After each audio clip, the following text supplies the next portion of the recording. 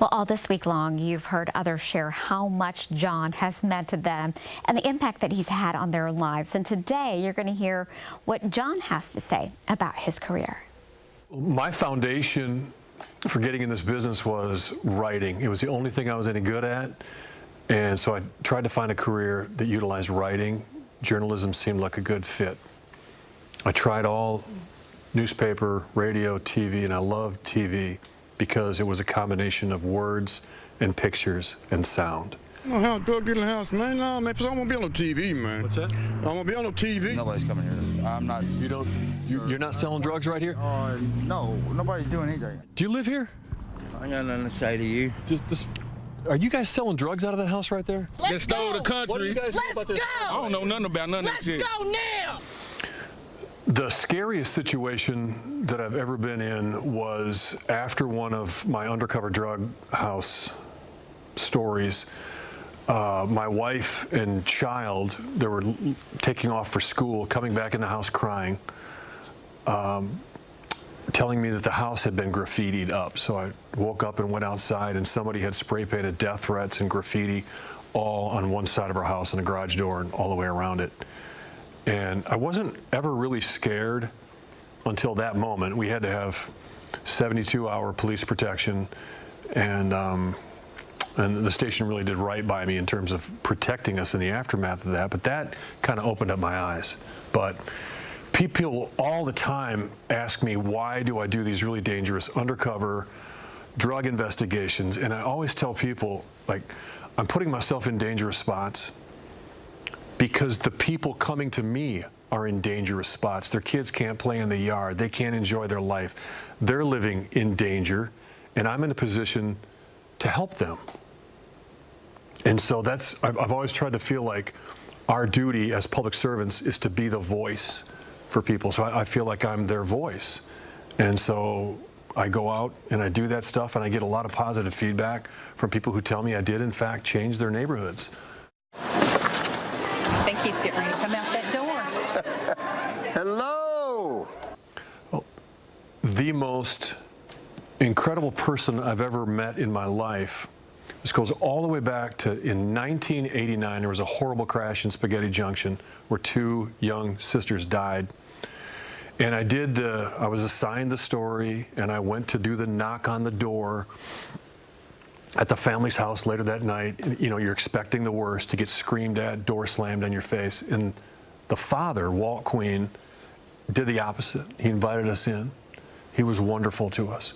He talked for over an hour about how great his daughters were. And I could sense there was something different about this guy.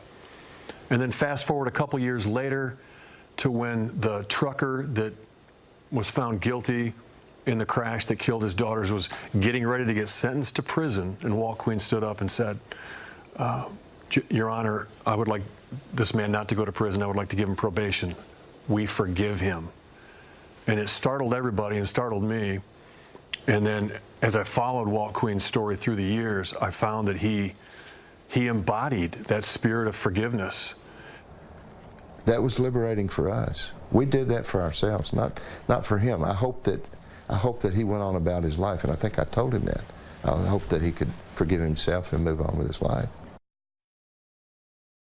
When I have an opportunity to go somewhere, start taking some notes and share what I'm learning with people, like I did when I went to rehab and my journey through addiction recovery, I thought, what a profound way to share this as a journalist with other people. And so I wrote a book about it.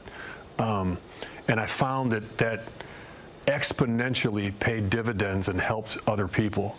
And so I've tried to do the same thing in my life every day, whether it's on the air as an anchor, sharing things that happened to me. When my daughter was almost killed in an accident, sharing. And we have so many more outlets now to do that. We have social media. You can just blog, you can write about things, and it gets through to people.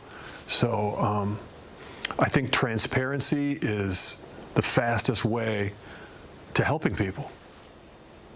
When he finally learned what's really important in life, it dramatically changed everything. That would be my tagline. When I finally went to rehab and went through crises and got counseling for my own problems, when I finally learned what's important in life. It changed everything. Wow, that's powerful. That Walt Queen story? Yes, I wanted to talk about that. Right after we aired that again here a couple of weeks ago, minutes later, I got and I read you the email, didn't I? Yes. Yeah, I read Myra an email from a woman who said, wow, I just saw that story, and my 28-year-old son got killed, and I've hated that person who did it ever since, and that story has changed my life, and now I forgive him, and that is the right thing to do. Like, that story, hooked on Walt Queen's courage and sense of forgiveness. So Walt, via my story, changed somebody's life. Yeah. How they go forward. And just think, you know, if because of your retirement, the timing of all this, you know, that person at home saw that story and it changed them. Yes. That moment, Yeah. because of what's happening in your life right now, changed them, your story. We have a lot of power. Yeah. And a lot of responsibility comes with that. We have the power to ruin people. We have the power to lift up people. You know what I mean? We have to be really, really responsible with fairness. Absolutely. But finding stories like Walt Queen and getting them out to people is what changes lives. Absolutely. And you sharing your own story, I think, John, that's so remarkable. Like, to put it out there and encourage people that there is hope. That's life-changing too. Yeah, that video we showed was Castaway. That's my second book. The first one I was talking about in that was On the News, in the News. And I've had so many people come up to me afterward and say that has changed my life. But expressing our vulnerability, our transparency and our vulnerability, not afraid to talk about when we have failed in life, is what makes us happier and then helps other people. Absolutely. Thank you, John. Thank you, Myra. All right, we'll be right back.